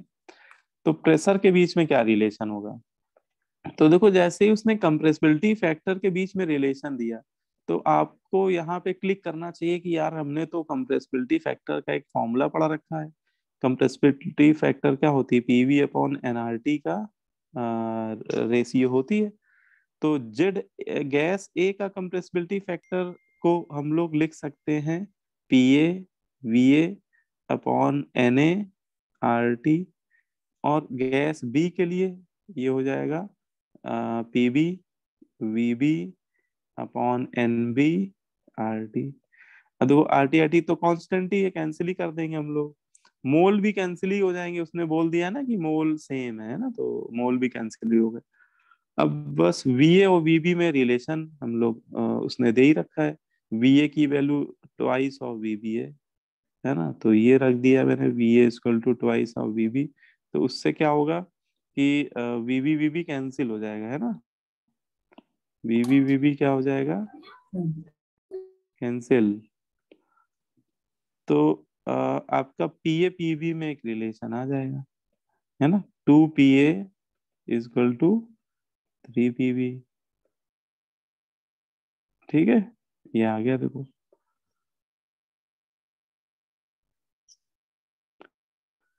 है ना। इस हिसाब से आंसर कौन सा है, फर्स्ट। फर्स्ट हो जाएगा, है ना। तो फर्स्ट आंसर हो गया। तो सीधे सीधे देखो, कई बार आपको अब इसमें क्या है, फॉर्मूला ही बस पता होना चाहिए इस क्वेश्चन को करने के लिए, बाकी इसमें कुछ ऐसा है ही नहीं कि जो बहुत वैसी चीज पूछी हो उसमें। ठीक है,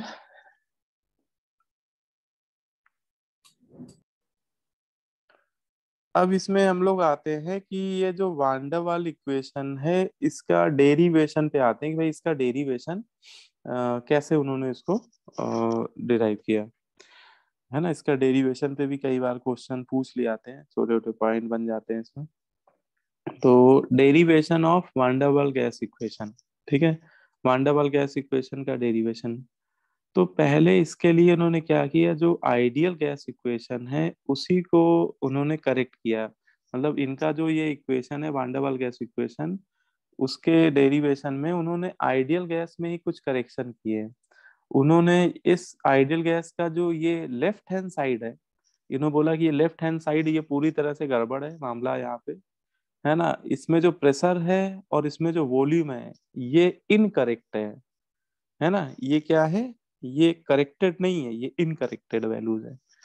और इनको करेक्ट करने के लिए उन्होंने दो यहाँ पर करेक्शन फैक्टर टर्म, मतलब यहाँ पे उन्होंने क्या किया, van der Waal made 2 correction in ideal gas equation, उन्होंने 2 करेक्शन किए। और वो करेक्शन उसके एक तो प्रेशर वाले टर्म में किया उन्होंने, प्रेशर वाले टर्म में जो करेक्शन कर किया उसको हम लोग पढ़ते हैं प्रेशर करेक्शन के नाम से। और उसका वॉल्यूम भी इनकरेक्ट है, तो उन्होंने एक करेक्शन उसके वॉल्यूम वाले टर्म में किया और उसको उन्होंने बोला वॉल्यूम करेक्शन।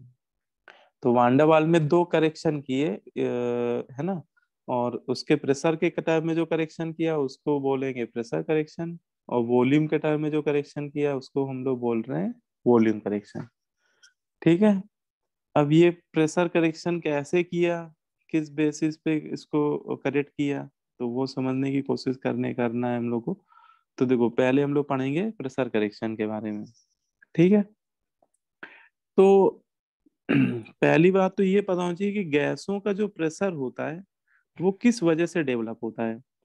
बिल्कुल बेसिक सा पॉइंट है ये, कि जैसे एक कंटेनर में आपने गैस ले ली, है ना, तो कंटेनर में जो गैस के मॉलिक्यूल है वो आपस में कोलिजन कर रहे होंगे। अच्छा, एक छोटा सा क्वेश्चन बताइए कि गैस, एक कंटेनर में गैस फिल कर लिया आपने, ठीक है, तो उसमें गैसों के मॉलिक्यूल आपस में कोलिजन कर रहे होंगे, एक तो हो गए आपस में होने वाले कोलिजन, और एक कोलिजन हो रहे होंगे गैस के मॉलिक्यूल के कंटेनर के वॉल के साथ कोलिजन हो रहे होंगे, तो जो प्रेशर एराइज हो रहा होगा, प्रेशर जो डेवलप हो रहा होगा, वो किस टाइप के कोलिजन की वजह से डेवलप हो रहा होगा? उनके जो आपस में कोलिजन हो रहे हैं उनकी वजह से प्रेशर डेवलप हो रहा है, कि उनकी जो कंटेनर या सिस्टम की बाउंड्री पे जो कोलिजन हो रहे हैं उसकी वजह से प्रेशर डेवलप हो रहा है? सब बाउंड्री पे बाउंड्री बाउंड्री पे होने में। बाउंड्री पे बाउंड्री पे, है ना? तो ये बात सभी को क्लियर होना चाहिए कि गैस का जो प्रेशर होता है वो कोलिजन्स की वजह से डेवलप होता है, लेकिन वो कोलिजन गैस के मॉलिक्यूल जब कंटेनर या सिस्टम की बाउंड्री पे कोलिजन करते हैं, उन कोलिजन्स की वजह से गैस का प्रेशर डिफाइन होता है। ठीक है। अब जब गैस के मॉलिक्यूल कोलिजन कर रहे हैं तो ये यूनिट एरिया पे ये कोलिजन हम लोग निकालते हैं, क्योंकि फोर्स का फॉर्मूला, ये आप लोगों ने प्रेशर का फॉर्मूला पढ़ा होगा, pressure equal to force acting per unit area. तो अगर हम लोग कंटेनर की वॉल की यूनिट एरिया पे, मतलब एरिया को 1 मीटर स्क्वायर मान ले यूनिट एरिया, तो यूनिट एरिया पे जितना फोर्स एग्जर्ट कर रहे होंगे गैस के मॉलिक्यूल, वही तो गैस का क्या होगा? प्रेशर होगा। ठीक है। तो गैस के मॉलिक्यूल कंटेनर की यूनिट एरिया पे जो फोर्स डेवलप कर रहे हैं, अगर हम लोग ये फोर्स निकाल लें तो वही फोर्स आपका गैस का प्रेशर हो जाएगा। ठीक है। अच्छा, अब ये फोर्स कैसे डिफाइन होगा? तो गैस के मॉलिक्यूल का मान लो कि गैस के मॉलिक्यूल जो है उसको ऐसे मानो कि गैस का मॉलिक्यूल कोई आ रहा है, ठीक है, उसका मास क्या है? m है, और उसका वेलोसिटी वी एक्स है, मान के चल रहे हैं कि एक्स एक्सिस के अलॉन्ग वो ट्रेवल कर रहा है, और वो कंटेनर की वॉल पे आके कोलिजन दे रहा है। तो कोलिजन करने से पहले उसका मोमेंटम कितना होगा? अगर ये डायरेक्शन पॉजिटिव मान लें तो ये हो जाएगा प्लस एम वी एक्स, है ना? ये जस्ट बिफोर कोलिजन मोमेंटम हो जाएगा। वो कोलिजन होने के बाद जब वो वापस लौट रहा होगा, ठीक है, तो उसका मोमेंटम क्या होगा? Minus V X M V minus M V S, है ना? तो अच्छा बताओ भी चेंज इन मोमेंटम कितना होगा? कितना मोमेंटम चेंज हो गया उसका? M V minus X M V. और माइनस का एम वी एक्स, तो माइनस माइनस प्लस हो गया, ट्वाइस एम वी एक्स, है ना? तो इसका मतलब कि वो इतना मोमेंटम दे रहा है, मतलब एक सिंगल मॉलिक्यूल की हम लोग बात करें कि एक सिंगल मॉलिक्यूल अगर आके टकरा रहा है तो वो इतना मोमेंटम का चेंज दे रहा है, ट्वाइस एम वी एक्स के बराबर। ठीक है, बोलो भाई। और ऐसे ही उस गैस के पूरे कंटेनर में ना जाने कितने मॉलिक्यूल होंगे, है ना? अगर हम लोग टोटल नंबर ऑफ मॉलिक्यूल से मल्टीप्लाई कर दे तो वो आपका नेट चेंज इन मोमेंटम आ जाएगा। आ जाएगा कि नहीं आ जाएगा? और वो नेट चेंज इन मोमेंटम को पर यूनिट टाइम निकाल लें तो फोर्स हो जाएगा, क्योंकि change in momentum per unit time ही तो फोर्स होता है ना? और फोर्स पर यूनिट एरिया क्या हो जाएगा? प्रेशर हो जाएगा। तो ये जो प्रेशर निकाला जाता है वो इस तरीके से निकाला जाता है गैसों के मॉलिक्यूल में। ठीक है। तो ये मैं बता रहा था कि कैसे प्रेशर की वैल्यू कैलकुलेट की जाती है ना? बोलो भाई। Yes sir. यस ठीक है।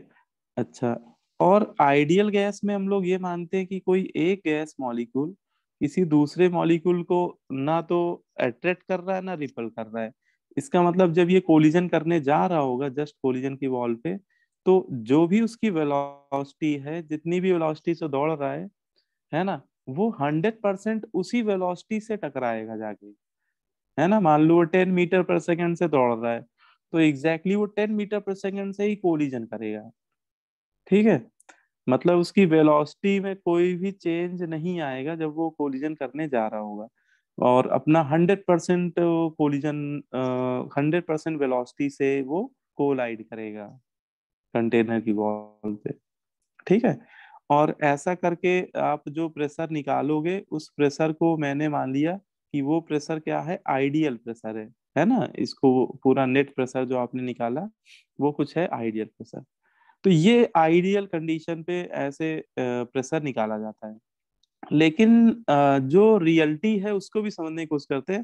देखो अब इधर मैं बात कर रहा हूँ रियलिटी में क्या होता है ना। इधर तो आइडियल बातें हो रही है, लेकिन यहाँ पे वास्तविकता में देखिए कि रियलिटी में उस मॉलिक्यूल के साथ क्या क्या होता है। कि ये मॉलिक्यूल जो छोटा सा नन्हा सा मॉलिक्यूल है, मान लो ये 10 मीटर पर सेकंड से दौड़ रहा है, ठीक है। तो इसने सोचा था कि यार मैं कोलिजन करूंगा तो पूरा 10 मीटर पर सेकंड से टकराऊंगा, है ना। आइडियली जैसा होता है वैसा ही वो सोच रहा है कि मैं 10 मीटर पर सेकंड से ही पूरा कोलिजन करूंगा कंटेनर की वॉल पे। लेकिन ऐसा हो नहीं पाता है। क्यों नहीं हो पाता है? क्योंकि देखो अभी जैसे ये बल्क में है, जैसे अभी तो मान लो ये बल्क में है, ठीक है। तो जब कोई मॉलिक्यूल बल्क में होता है तो उसके चारों तरफ भी कई सारे मॉलिक्यूल होंगे जो उसको सराउंड कर रहे होंगे। और वो चारों तरफ जो मॉलिक्यूल से सराउंडेड होगा तो वो एक तरह का सिमेट्रिकल डिस्ट्रीब्यूशन मानेंगे कि गैसों के मॉलिक्यूल में जैसे कोई मॉलिक्यूल बिल्कुल बल्क में है, बल्क मतलब बीचों बीच में है अभी कंटेनर में, तो जैसे ये मॉलिक्यूल है तो एक मॉलिक्यूल इसको इधर से खींच रहा होगा। मतलब ये सब जो येलो वाले डॉट है ना वो मॉलिक्यूल है। ये जो येलो वाले डॉट है ये मॉलिक्यूल है, ठीक है। तो इसको एक मॉलिक्यूल इधर से वो खींच रहा होगा, है ना। बोलो भाई। एक मॉलिक्यूल इधर से पुल कर रहा हो F4 से, तो इसके डायगोनली अपोजिट भी कोई ना कोई मॉलिक्यूल होगा, वो भी सेम फोर्स से पुल कर रहा होगा।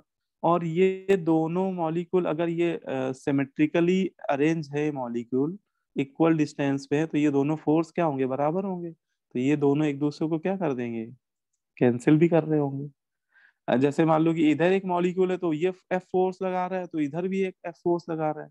अच्छा, क्योंकि रियल गैसों में ये फोर्स जीरो नहीं होता है ना, रियल गैसों में फोर्स जीरो, लेकिन अभी बीचों बीच में ये सारे फोर्स क्या होते हैं? सिमेट्रिकली इक्वल होते हैं, इसलिए सारे फोर्स कैंसिल आउट कर रहे होंगे। तो इस पे जो नेट फोर्स आ रहा होगा वो जीरो आ रहा होगा।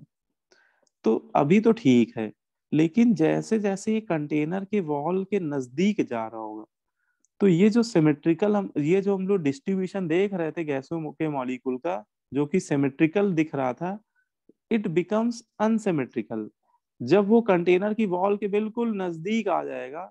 उस समय ये डिस्ट्रीब्यूशन अनसिमेट्रिकल होगा, क्योंकि देखो इसके पीछे तो मॉलिक्यूल होंगे, जैसे मॉलिक्यूल यहाँ पे आ गया इस समय कोलिजन करने जा ही रहा है, तो इसके पीछे तो मॉलिक्यूल होंगे, लेकिन इसके सामने तो फिर वॉल ही है, तो इधर साइड मॉलिक्यूल नहीं होंगे, राइट साइड, है ना।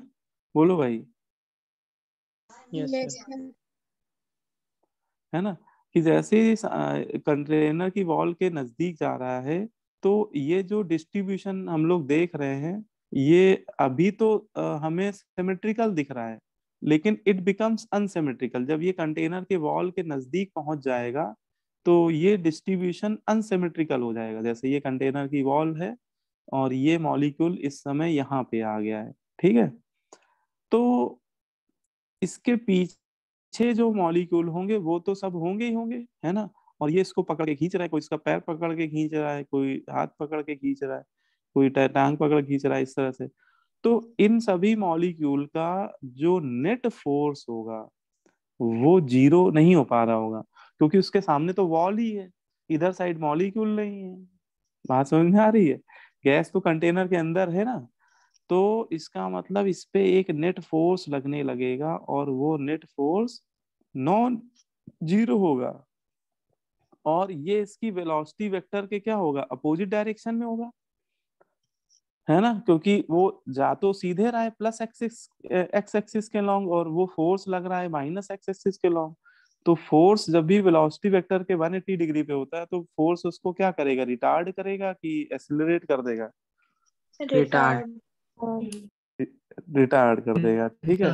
इसका मतलब वो मॉलिक्यूल जब घर से निकला था तो सोचा था कि 10 मीटर पर सेकंड से टकराएंगे, लेकिन कंटेनर की वॉल के नजदीक जाते जाते जाते आते आते आते आते आते उसकी वेलोसिटी बहुत कम हो जाएगी, क्योंकि उसके पीछे मॉलिक्यूल जो होंगे उनका जो सिमेट्रिकल डिस्ट्रीब्यूशन होगा वो धीरे धीरे अनसिमेट्रिकल होने लगेगा। अनसिमेट्रिकल होने से उस पर नेट फोर्स लगने लगेगा और नेट फोर्स उसको रिटार्ड कर देगा। तो पता चला कि वो 10 मीटर पर सेकंड से टकराने जा रहा था, टकरा पाया वो 2 मीटर पर सेकंड से। बात समझ में आई? सर यहाँ पे रिपल्शन नहीं होगा? है क्या नहीं होगा? सर रिपल्शन देखो हाँ एक बात ये चलो नहीं बताया आपको कि जब ये वांडा वाल ये इक्वेशन डिराइव कर रहे थे तो उन्होंने केवल एक ही फोर्स को कंसीडर किया, वो कौन सा? अट्रैक्शन वाला। क्योंकि एक फॉर्मूले में वो दोनों फोर्स को नहीं कंसीडर कर सकते थे, है ना। उन्होंने क्या किया, उनका कहना यह था कि ये अट्रैक्टिव फोर्स रिपल्सिव फोर्स ये दोनों एक ही सिक्के के पहलू है ना। क्योंकि जैसे देखो किसी गैस में मान लो अट्रैक्टिव फोर्स बहुत ज्यादा है तो रिपल्सिव फोर्स क्या होंगे? बहुत कम होंगे, है ना। मान लो अट्रैक्टिव फोर्स 90% है तो रिपल्सिव फोर्स 10% होंगे, है ना। या फिर अट्रैक्टिव फोर्स रिपल्सिव फोर्स 80% है तो अट्रैक्टिव फोर्स 20% होंगे।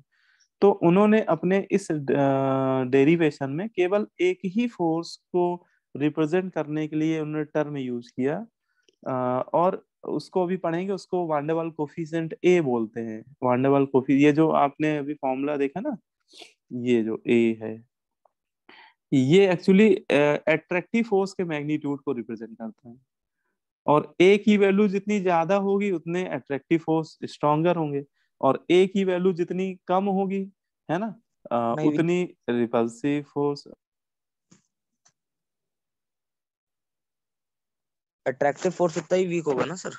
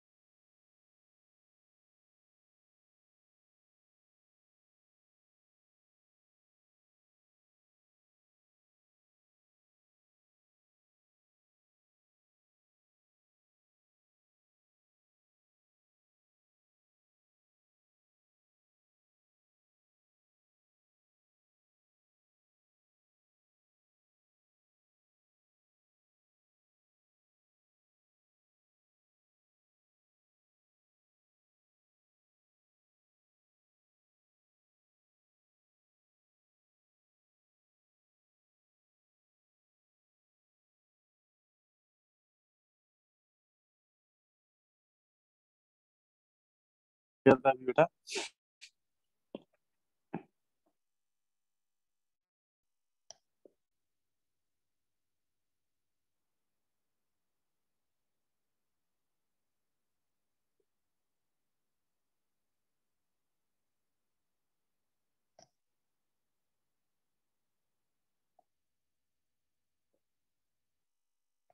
स्क्रीन शेयर हो गया यस सर ये है ना। तो बात सुन, पूरी बात सुन ली थी ना? यस अच्छा तो ठीक है, रीजन समझ में आ गया होगा। तो इसके एक बात ये समझ में आ रही है कि गैस के रियलिटी में क्या होता है कि कोई गैस मॉलिक्यूल को कोई भी गैस का मॉलिक्यूल अपनी एक्चुअल वेलोसिटी से नहीं कोलाइड कर पाता है कंटेनर की वॉल पे। वो उससे लेसर वैल्यूज पे जाके कोलाइड करता है, क्योंकि उस पे अट्रैक्टिव फोर्स लगने की वजह से वो वेलोसिटी क्या हो जाती है, मतलब उस पे जो फोर्स है वो मोमेंटम, उसका वेलोसिटी वेक्टर कम हो जाएगा। और वेलोसिटी वेक्टर अगर कम हो जाएगा तो उसका मोमेंटम भी क्या हो जाएगा? कम हो जाएगा। अगर मोमेंटम कम होगा तो फोर्स कम एग्जर्ट करे पाएगा वो, है ना। और फोर्स कम एग्जर्ट करेगा यूनिट एरिया पे तो बेटा प्रेशर भी कम हो जाएगा। इसका मतलब ये समझ में आ रहा है, होना चाहिए आपको कि यार रियल गैस का जो प्रेशर होता है वो आइडियल गैस के कंपैरिजन में क्या होता है? स्मॉलर होता है। मतलब जो प्रेशर हम लोग आइडियल गैस में कंसीडर कर लिया करते थे, एक्चुअली में गैसें उतना प्रेशर डेवलप ही नहीं कर पाती हैं। तो रियल प्रेशर जो होता है वो आइडियल गैस से प्रेशर से कम होता है। ठीक है। अब ये जो डिफरेंस आ रहा था, इस डिफरेंस को इक्वेट करने के लिए उन्होंने एक टर्म इंट्रोड्यूस किया वांडरवाल में, जिसको उन्होंने नाम दिया प्रेशर करेक्शन टर्म, है ना, प्रेशर करेक्शन टर्म। उनका कहना था कि जितना प्रेशर कम हो रहा है ना, ये जो एट्रैक्टिव फोर्स की वजह से, क्योंकि एट्रैक्टिव फोर्स ऐसा तो नहीं कि जीरो लग रहे होंगे, एट्रैक्टिव फोर्स अगर रिपल्सिव फोर्स डोमिनेंट भी होगा तो एट्रैक्टिव फोर्स थोड़े बहुत तो लग ही रहे होंगे। तो जितने एट्रैक्टिव फोर्स ज्यादा लग रहे होंगे उतना डिफरेंस ज्यादा आएगा आइडियल गैस और प्रेशर गैस के प्रेशर के बीच में, और जितने अट्रैक्टिव फोर्स कम होंगे उतना ही प्रेशर क्या होगा, कम आएगा।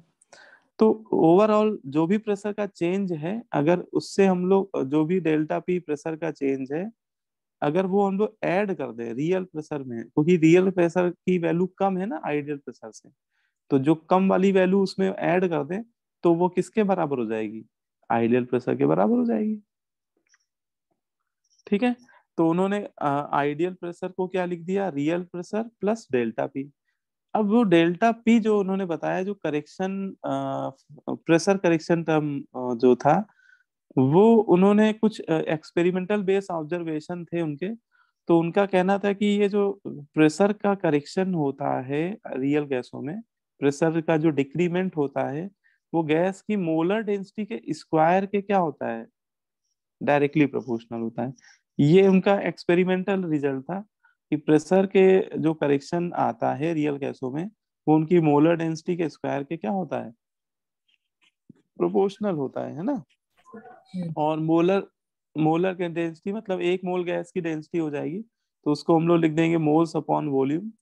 तो यहाँ पे मोलर डेंसिटी का स्क्वायर है इसलिए दो बार लिख रहा हूँ, एक बार n बाई वी ये लिखा हुआ है और एक बार ये n बाई वी ये लिखा हुआ है, दो बार n बाई वी लिखा हुआ है। ठीक है, तो ये दो बार क्यों लिखा हुआ है इसको भी उन्होंने एक्सप्लेन किया कि मोलर डेंसिटी के स्क्वायर के क्यों प्रोपोर्शनल है। तो ये n बाई वी बोल रहे हैं कि वो नंबर ऑफ गैस मॉलिक्यूल है जो यूनिट वॉल्यूम पे क्या कर रहे हैं, स्ट्राइक कर रहे हैं, जो यूनिट वॉल्यूम पे क्या कर रहे हैं, कोलिजन कर रहे हैं, है ना। ये वो गैस के मॉलिक्यूल का डेंसिटी है ना, जो मॉलिक्यूल गैस के यूनिट वॉल्यूम पे क्या कर रहे हैं, स्ट्राइक कर रहे हैं। ठीक है, और ये दोबारा अच्छा। है ना, ये सेकेंड टाइम फिर n बाई वी क्यों कर दिया, क्योंकि देखो अगर n by V molecule strike कर रहे हैं तो उनके पीछे भी कितने मॉलिक्यूल खड़े होंगे, उनके पैर पकड़ के खींचने वाले कितने खड़े होंगे, लगभग उतने ही पीछे भी खड़े होंगे। बात समझ में आ रही है यस ना। सर। जैसे ऐसे समझो, जैसे यूनिट वॉल्यूम पे, जैसे मैंने बोला कि यूनिट वॉल्यूम पे 100 कोलिजन कर रहे हैं, 100 कोलिजन हो रहे हैं, तो ये जो पहली लेयर है, पहली लेयर के मॉलिक्यूल जो हैं वो 100 मॉलिक्यूल कोलिजन करने जा रहे हैं, तो इनके पीछे भी सेकेंड लेयर भी तो होगी ना। जब ये कोलिजन करके लौटेंगे तब इनकी बारी आएगी, फिर ये कोलिजन करेंगे। ठीक है, तो ये जो पहला n बाई वी है वो यूनिट वॉल्यूम पे वो मॉलिक्यूल का नंबर है जो कोलिजन कर रहे हैं, और जो दूसरा n बाई वी है वो उनके पीछे जो खड़े हुए मॉलिक्यूल है उसी यूनिट वॉल्यूम में ऐसे मॉलिक्यूल जो उनको अट्रैक्ट कर रहे हैं, है ना, जो उनके पैर पकड़ के खींच रहे हैं, क्योंकि इनके खींचने की वजह से ही तो प्रेशर कम हो रहा है ना। तो n बाई वी यहाँ पर दो बार लेने की वजह से वो n बाई वी का होल स्क्वायर है। तो यहाँ पे जो प्रेशर करेक्शन है वो n बाई वी के होल स्क्वायर के प्रोपोर्शनल है, और जब प्रोपोर्शनलिटी साइन उन्होंने हटाया तो उन्होंने कांस्टेंट इंट्रोड्यूस कर दिया, और उस कांस्टेंट को उन्होंने बोला वांडरवाल कोफिशिएंट ए। इसको बोला क्या उन्होंने, वांडरवाल कोफिशिएंट ए। तो प्रेशर करेक्शन टर्म की वैल्यू ये आ जाती है। ठीक है, अब इसको उठा के वहीं रख दो, ये जो ऊपर इक्वेशन बनाई थी ना, यहाँ पे ये इक्वेशन नंबर 1 कुछ मान लो इसको, यहीं पे इसको सब्स्टिट्यूट कर दो। तो इसको अगर हम लोग यहीं पे सब्स्टिट्यूट कर दें, ये डेल्टा पी की वैल्यू बेटा ये वाली, तो हमारा इक्वेशन आ जाएगा, ये प्रेशर करेक्शन टर्म आ जाएगा P I is equal to P real plus A N square upon V square. मतलब प्रेशर की जो इनकरेक्ट वैल्यू थी वो इस टर्म से रिप्लेस हो जाएगी। ठीक है, मतलब जो इनकरेक्ट वैल्यू थी वो एक्चुअली की इस टर्म से क्या हो जाएगी, रिप्लेस हो जाएगी। है ना, तो हमारा प्रेशर का टर्म क्या हो जाएगा, करेक्ट हो जाएगा। बोलो भाई। यस। Yes sir. ठीक है। अब इसमें ए का सिग्निफिकेंस कई बार पूछ लिया जाता है कि ये जो वांडावल कोफिशिएंट ए है इसका सिग्निफिकेंस क्या है। तो ये ए जो होता है, बोलते हैं A represent the magnitude of force of attraction act among gas molecule. मतलब गैस मॉलिक्यूल के बीच में जो मैग्नीट्यूड अट्रैक्टिव फोर्स लग रहा है उसके मैग्नीट्यूड को रिप्रेजेंट करता है ए। और ये भी बोला जाता है higher the value of A more will be the magnitude of force of attraction act among gas molecule. जितना ए का वैल्यू ज्यादा, अच्छा ये भी ध्यान रखना कि जितनी भी गैसें होती है सबका ए का वैल्यू अलग अलग होता है। ठीक है, ऐसा नहीं कि हर गैस का वैल्यू ए का वैल्यू सेम होता है। Different gases have different values of a. है ना, जितनी भी गैसें हैं, जैसे अमोनिया का ए कुछ और होगा, मेथेन का ए अलग होगा, कार्बन डाइऑक्साइड का ए अलग होगा, नाइट्रोजन का ए अलग होगा। तो जितनी भी गैसें हैं सबका ए एक डिफरेंट वैल्यू होता है, और जिस गैस का ए जितना ज्यादा होता है उसके मॉलिक्यूल के बीच में उतने ही ज्यादा स्ट्रॉन्ग क्या लग रहे होते हैं, इंटरमॉलिक्यूलर फोर्स लग रहे होते हैं अट्रैक्टिव नेचर के। है ना। और a a is directly proportional to ease of liquefaction, ये भी बड़ा इंपॉर्टेंट पॉइंट है ना, कि बोलते हैं कि ए जो होता है वो ईज ऑफ लिक्विफिकेशन के डायरेक्टली प्रोपोर्शनल होता है। मतलब जिस गैस का ए जितना ज्यादा होगा उस रियल गैस को लिक्विफाइड करना हमारे लिए उतना आसान होगा। है ना, क्योंकि ए जितना ज्यादा होगा, ए ज्यादा होना मतलब कि उनके मॉलिक्यूल में उतने ज्यादा अट्रैक्टिव फोर्स लग रहे होंगे, और जितने ज्यादा अट्रैक्टिव फोर्स लग रहे होंगे उतना गैस को लिक्विफाइड करना हमारे लिए क्या होगा, इजी होगा। ठीक है। बोलो भाई, ये बात समझ में आ रही। इसमें कई बार आपको ऐसे क्वेश्चन भी दिए जाएंगे, जैसे आपको 3-4 गैसों के नाम दे देगा, और है ना, और उनके ए की वैल्यूज भी दे देगा। किसी का ए दे देगा 1.5, किसी का 2.6, किसी का 3.7, और बोलेगा बताइए इनके लिक्विफिकेशन के ऑर्डर में, ईज ऑफ लिक्विफिकेशन के ऑर्डर में अरेंज करिए। तो आप देख लीजिए कि जिसका ए जितना ज्यादा वैल्यू होगा उसको लिक्विफाइड करना भी हमारे लिए उतना आसान होगा। ठीक है, तो जो ऑर्डर उनका ए का होगा वही उनके ईज ऑफ लिक्विफिकेशन का ऑर्डर हो जाएगा। है ना। अच्छा, कई बार आपको ऐसे भी क्वेश्चन पूछेगा कि जैसे दो गैसें दे दी और उनका ए की वैल्यू नहीं देगा, और पूछेगा बताओ कि किस गैस को लिक्विफाइड करना आसान होगा, जैसे कार्बन डाइऑक्साइड और अमोनिया में कह रहा है out of CO2 and ammonia which gas can be easily liquefied, किस गैस को आसानी से लिक्विफाइड कर सकते हैं। अमोनिया। अमोनिया। अमोनिया क्यों अमोनिया, क्यों, रीजन भी बताओ। था क्योंकि उनका डिप ज्यादा था। मोर डेविएशन। अच्छा अच्छा, वो वाले ग्राफ से तुमने बता दिया है कि अमोनिया का डिप ज्यादा है। यस। Yes sir. अच्छा, मान लो ऐसी गैस दे देता जो ग्राफ में है ही नहीं। मान लो कि वो बोलता CO2 और SO2 में, बताओ, अच्छा अमोनिया ना बोलता। अब बताओ।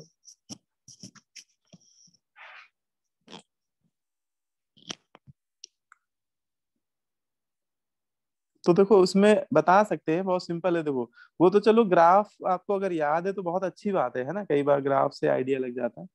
तो इसमें ये बोला जाता है कि जितनी पोलर गैसें होती हैं उनका ए जो होता है, वांडावाल क्वेश्चन ए, वो नॉन पोलर गैसों से ज्यादा होता है।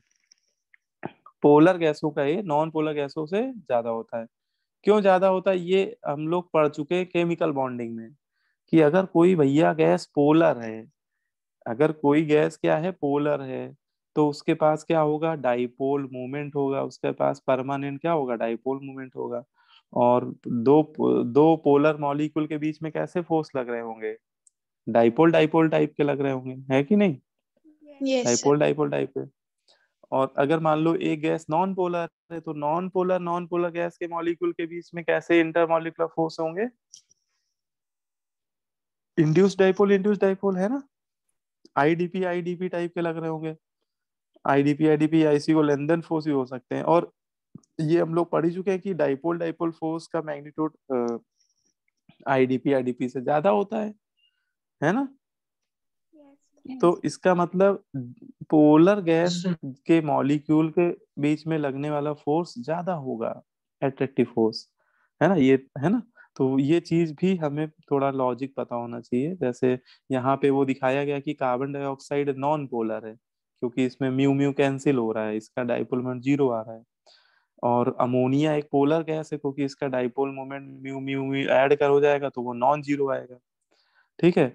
और पोलर गैसों के मॉलिक्यूल के बीच में एक्चुअली कैसे फोर्स को, अगर ऐसे भी ले सकते हो, पोलर गैस के मॉलिक्यूल के बीच में कैसे फोर्स लगते हैं, van der Waals force, dipole dipole attractive force. और नॉन पोलर गैस के मॉलिक्यूल में आईडीपी या लेंथन डिस्पर्जन फोर्स भी ले सकते हो, लेंथन डिस्पर्जन फोर्स। और इन दोनों में ज्यादा स्ट्रॉन्गर कौन सा होता है, डाइपोल डाइपोल वाला। इसका मतलब डाइपोल डाइपोल वाला ज्यादा स्ट्रॉन्गर है। इसका मतलब जिसके इंटरमॉलिक्यूलर ज्यादा फोर्स स्ट्रॉन्गर है तो उनका ए का वैल्यू भी ज्यादा होगा, और जिनका ए ज्यादा होगा उसको लिक्विफाइड करना आसान होगा। तो अमोनिया का ए ज्यादा है, इसलिए अमोनिया को लिक्विफाइड करना भी आसान है कार्बन डाइऑक्साइड के रिस्पेक्ट में। ठीक है। तो ऐसे भी हम लोग बता सकते हैं। अच्छा, ये कई बार पूछ लिया जाता है कि वान डेर वाल्स कोएफिशिएंट ए का यूनिट बताओ क्या होता है।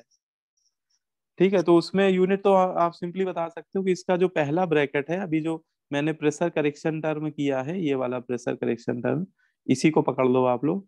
और ये हम लोग फिजिक्स में पढ़ते भी है यूनिट डायमेंशन चैप्टर में, कि सेम यूनिट के टर्म ही आपस में ऐड और सब्ट्रैक्ट होते हैं, है ना। तो जो यूनिट प्रेशर की होगी वही यूनिट इस पूरे टर्म की मिलाकर कलेक्टिव यूनिट होगी। तो हम लोग बोल सकते हैं unit of pressure equal to unit of collective unit of this term, A N square upon V square. अब प्रेशर की यूनिट एटीएम है, ए की यूनिट निकालनी है हम लोग को, एन मोल है तो मोल स्क्वायर हो जाएगा, वॉल्यूम लीटर में ले रहे हैं लीटर स्क्वायर। तो यहाँ से ए की यूनिट आप निकाल लो, तो ए को एक तरफ रखो, बाकी सारे टर्म एक तरफ ले जाओ, तो ये आ जाएगा ATM into litre square upon mole square, है ना। तो ये याद ही रखना, या भूलना तो इससे निकाल लेना मतलब। ठीक है। तो ये कई बार पूछ लिया जाता है कि वान डेर वाल्स कोएफिशिएंट ए का यूनिट क्या होता है। ठीक है, यस सर। बोलो भाई। तो अभी एक टर्म और रह रहा है, लेकिन टाइम भी हो गया लगभग, तो अभी नेक्स्ट क्लास में ही करेंगे पूरा कंप्लीट, है ना। टाइम तो इसमें वैसे ज्यादा है नहीं, अगली क्लास में लगभग कंप्लीट हो जाएगा चैप्टर। मतलब रियल गैस में बहुत थ्योरी है, तो थ्योरी ही में, लेकिन बहुत ज्यादा थ्योरी नहीं है। क्वेश्चन जो है वो थ्योरेटिकल टाइप के ज्यादा पूछे जाते हैं इसमें। तो अगली क्लास में तुम लोग को कंप्लीट करा देंगे, ये रियल सर गैस हो जाएगा आइडियल आपका। गैस की सर रिकॉर्डिंग पोस्ट कर देते सर टेलीग्राम पे आप। अच्छा, अभी कुछ रह रहा है क्या कोई लेक्चर? सर थर्ड और फोर्थ रह रहे हैं सर। अरे दो दो रह रहे हैं। अच्छा भैया, तो कर देते हैं, आज कर देते हैं। ठीक है। Okay sir. चलो अच्छा, ठीक है, फिर नेक्स्ट क्लास में इसी के आगे कराएंगे। ठीक है, चलो आप लोग अटेंड करो, फिर सेकंड क्लास भी होगी आपकी।